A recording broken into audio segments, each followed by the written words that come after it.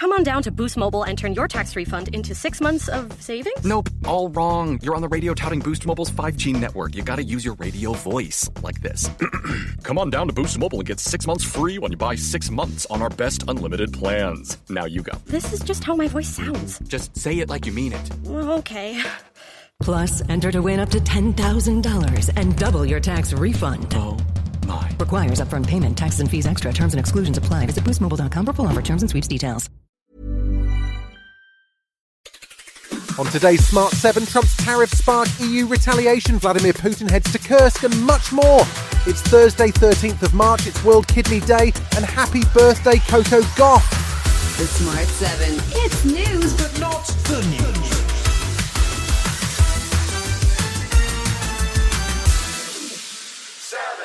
Wednesday saw Ireland's Taoiseach, Micheál Martin, visit the White House in advance of this weekend's St. Patrick's Day celebrations. The Irish nation held its breath as Donald Trump ranted about the EU, about American pharmaceutical companies in Ireland, and about the Apple tax case. Fortunately, the US president was more annoyed at the EU than the Irish, and even took time to mention his Irish golf club at Doonbeg. All that aside, he has imposed 25% tariffs on all steel and aluminium products, which has immediately drawn retaliatory sanctions from the European Union.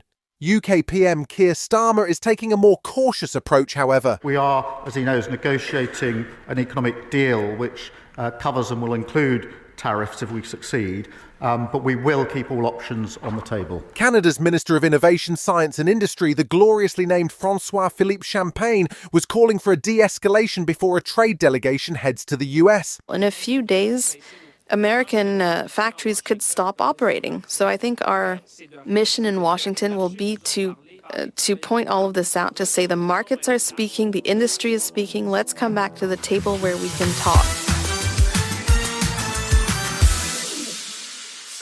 Wednesday saw Russian President Vladimir Putin dressed in military uniform visiting the front line in Kursk. His visit comes as it appears Ukrainian troops have begun a strategic withdrawal, allowing Russia to claim a long-awaited end to the incursion into Russian territory.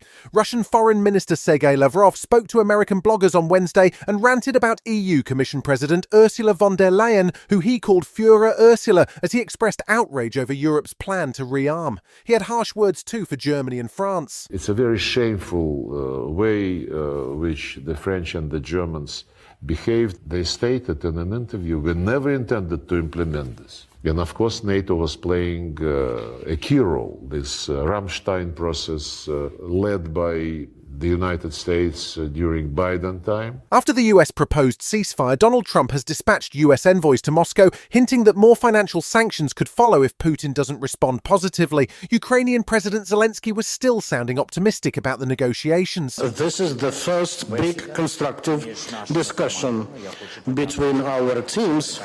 I'd like to thank the American side, the Ukrainian team. It is very important for us to be heard. As the economy stubbornly refuses to show any signs of real growth, the government has been focused on cost-cutting and preparing for what may be a grim spring statement at the end of the month. The latest department to come under Rachel Reeves' scalpel appears to be social welfare. The Chancellor has earmarked several £billion in cuts in a bid to counter a growing demand for welfare payments in the wake of the pandemic. Almost 1 million 18 to 24-year-olds are either not working or in education, which is a 30% increase since 2020. Labour plans to meet all 404 Labour MPs to review the plans, but Nadia Whittome, the MP for Nottingham East, says she's already made her mind up. We should not be placing that burden on disabled people who have already borne the brunt of 14 years of austerity, and we can make different political choices, like taxing the super rich.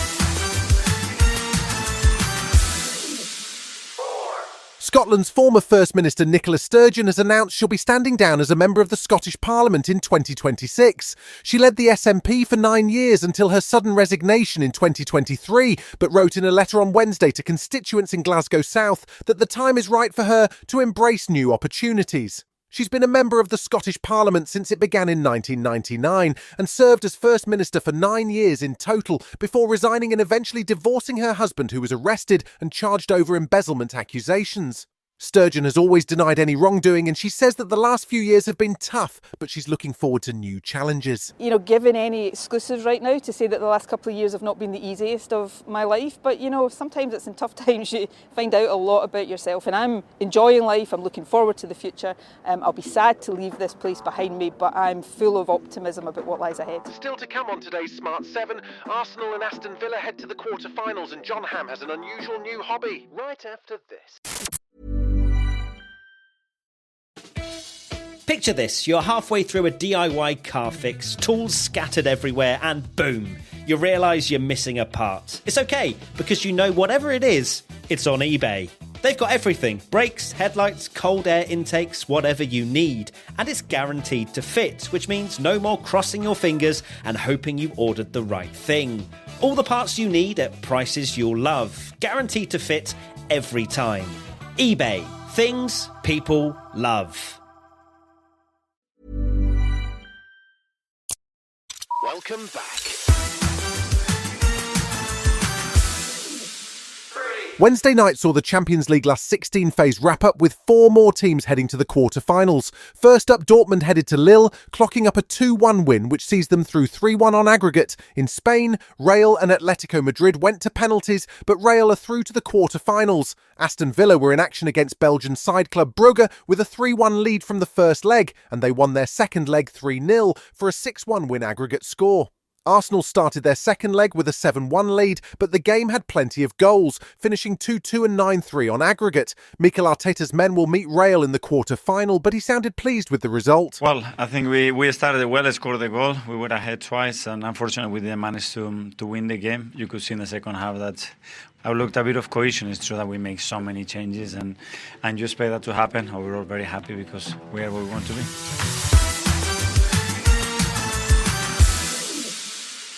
Millie Bobby Brown has been busy promoting her new Netflix movie, The Electric State. It's got a star-packed cast, it's written and directed by Marvel icons, the Russo brothers, and it's currently only scoring 21% on Rotten Tomatoes.